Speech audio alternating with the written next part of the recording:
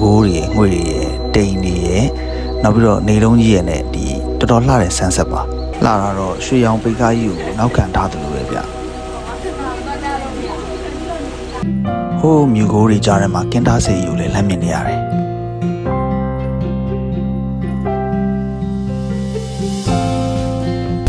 ပန်းလောင်မြစ်ထဲမှာလေးစီရတဲ့အရာသားလည်းတကယ်မိုက်ပါတယ်တောင်တက်ပြီးပြင်ပန်းလာတဲ့လူတွေဆိုတော့ရေနဲ့တွေ့တော့ပျော်နေကြတာအားလုံးပဲ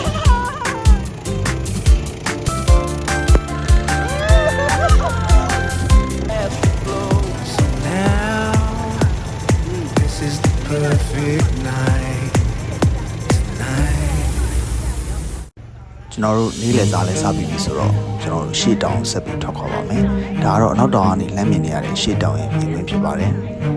အချိန်အားဖြင့်နောက်ကျနေပြီဆိုတော့ကျွန်တော်တို့ရှေ့တောင်နဲ့နောက်တောင်ကြားလွင်မြင်ကိုတော့ကျွန်တော်ကားနဲ့ပဲကူးလိုက်ပါတယ်အဲ့တော့ရှေ့တောင်ရဲ့တောင်ကြီးကိုရောက်ပြီဆိုတာနဲ့ကားနဲ့ရောက်ပြီဆိုတာနဲ့ကျွန်တော်အဲ့ဒီတောင်ကြီးကနေပဲစပြီးတက်မှာဖြစ်ပါတယ်ရှေ့တောင်ကိုနည်းနည်းလူဆောင်ပြီးရတယ်ကျွန်တော်တို့ကူတော့စတက်ပါပြီ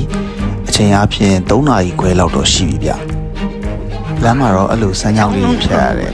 ဒါပေမဲ့စမ်းချောင်းရေကတော့ကြည်မနေဘူးဗျကျွန်တော်ထင်တာတော့အဲ့လိုထုံးရေနည်းနည်းရောတဲ့ထင်တယ်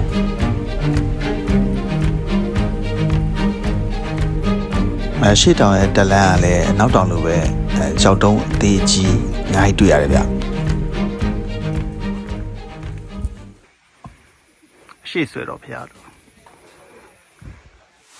အရှိတောင်ရဲ့လမ်းသတ်မှတ်တဲ့ပုံစံကတော့အနောက်တောင်နဲ့မတူဘူးအနောက်တောင်မှာတော့ကျွန်တော်တို့ကနန်းလေးတွေတွေ့ရတယ်ပေါ့နော်အများပုံစံလေးလမ်းတောက်လျှောက်မှာအများအခု20ဆိုလို့ရှိရင်တောင်ထိပ်ရောက်ပြီပေါ့အဲ့လိုသဘောမျိုးပေါ့အရှိတောင်မှာကျတော့ကျွန်တော်တို့ဒီ24 BC ပဋ္ဌာန်းကိုတခုချင်းစီအဲ့လိုမျိုးရေးထားတယ်နားတဲ့နေရာလေးမှာလည်းတွေ့ရတယ်ပေါ့နော်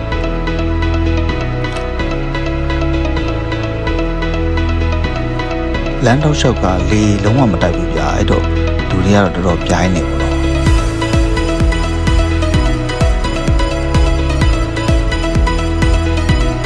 တော့အကြောင်းတစ်ခုတော့ရောက်ပြီဗျတောင်ထိပ်နဲ့နီးနေပြီလို့ထင်တယ်။တော့ဒီမှာတွေ့ပြီအာဝိကတပစ္စည်းရောအဲ့တော့ရောက်ပြီလို့ထင်တယ်ပေါ့နော်တကယ်တော့အဲ့လိုထင်နေဆိုပေမဲ့တကယ်ကျွန်တော်ရောက်တာသူတို့ခေါ်တော့အောက်ကျောင်းလို့ခေါ်တယ်ဗျကျွန်တော်တို့နားမဲ့ညအိမ်မနေရကြတော့အထက်ကျောင်းလို့ခေါ်တယ်ကျွန်တော်တို့တကယ်မရောက်သေးဘူးတောင်ထိပ်ကိုအဲ့ဒီအောက်ကျောင်းမှာအခြားကျန်တဲ့လူတွေဆောင်ရနေကျွန်တော်ခဏနားတယ်နားပြီးတော့ကျွန်တော်တို့တောလမ်းကိုမရွတော့ပဲနဲ့ကားလမ်းကနေဆက်တက်တယ်ပေါ့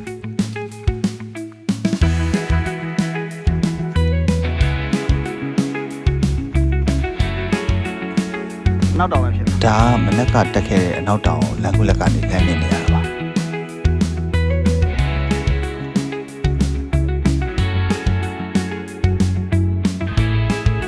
ဒါနောက်တောင်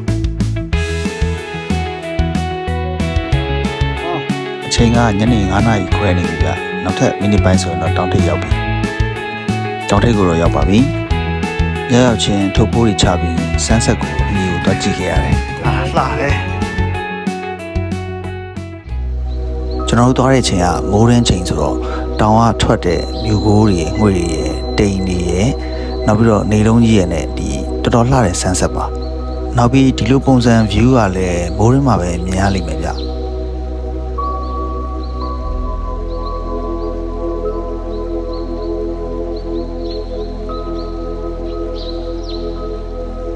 အဲ့ဒီမြူခိုးငွေတွေကြားထဲမှာပဲနေလုံးကြီးကပျောက်သွားလိုက်ပြန်ပေါ်လာလိုက်နေဗျ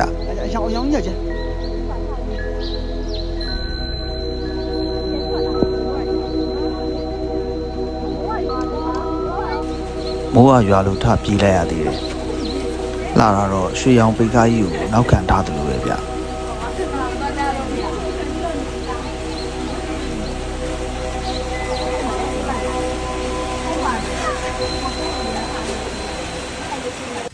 ညသာစားပြီးစောစီအိပ်ရဝင်မယ်မနေ့ကျရင်လည်းတိမ်ပင်လည်းထားကြည့်အောင်ပါဆိုတော့ညှော်လင်းထားတဲ့အတိုင်းပဲမိုးမရွာနေပဲနဲ့တိမ်ပင်လည်းရှိပါတယ်နောက်တစ်ခုထူးခြားတာကတော့ကျွန်တော်တို့တက်တန်ကြီးပါလမ်းမြင်နေရတာဗျဒါကလည်းမိုးရွာဒီမှာပဲမြင်ရမယ်လှတရားမျိုးဖြစ်လိမ့်မယ်ဗျနောက်ပြီးတစ်ဖွဲ့လုံးအမတ်တရတက်ပုံတွေရိုက်ကြပါတော့ဒါကကျွန်တော်တို့မြင်နေရတဲ့ရှူကင်းကနောက်တောင်ဘက်ချမ်းမြင်ကွင်းပေါ့ကျွန်တော်တို့ကင်းတားဆယ်ဘက်ချမ်းမြင်ခွင့်ရလဲပကြီးကားတစ်ချက်ကို ထိုင်ကြည့်နေရတယ်လို့ပဲအယောင်ဆုံးနဲ့တကယ်ကိုလှပါတယ်ဟိုးမြူကိုတွေကြားထဲမှာကင်တားစေယူလည်းလမ်းမြင်နေရတယ်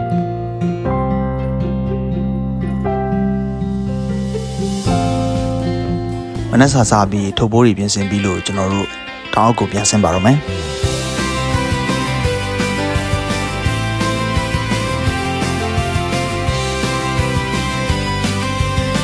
အဆင်းကတော့ကျွန်တော်တို့ကားလန်တိုင်းပဲချီချင်းပြန်ဆင်းပါဗျ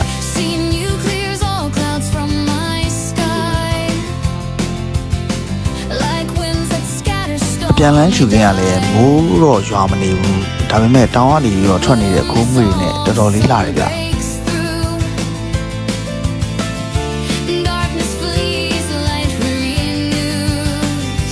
အပြန်လန်းအဲ့ဒီဖျားလေးပေါ်ကရှူခင်းနေတယ်တော်တော်လေးလှတယ်ဗျ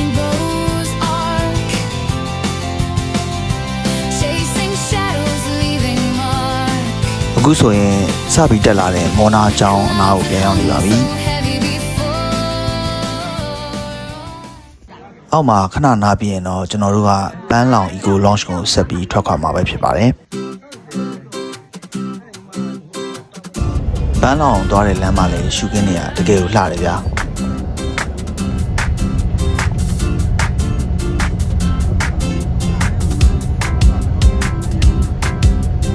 ကျွန်တော်ဖွဲ့တွေလာကြိုတဲ့လေးစိတ်ကိုရောက်ပါပြီခဏနေပန်းလောင်ကိုဆက်သွားပါမယ်ပန်းလောင်မြေထဲမှာလေးစီရတဲ့အရာသားလည်းတကယ်မိုက်ပါတယ်တောင်တက်ပြီးပြင်ပန်းလာတဲ့လူတွေဆိုတော့ချိန်နဲ့တွေ့တော့ပျော်နေကြတာအားလုံးပဲ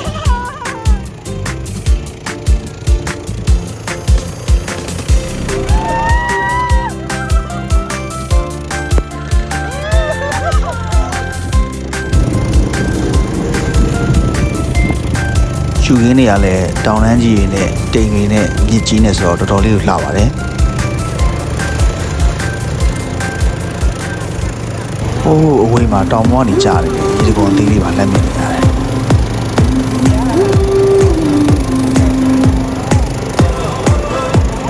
Eco Lounge ကိုရောက်ခံနေဒီလိုရေဒီကောင်လေးတွေတွေ့ရတယ်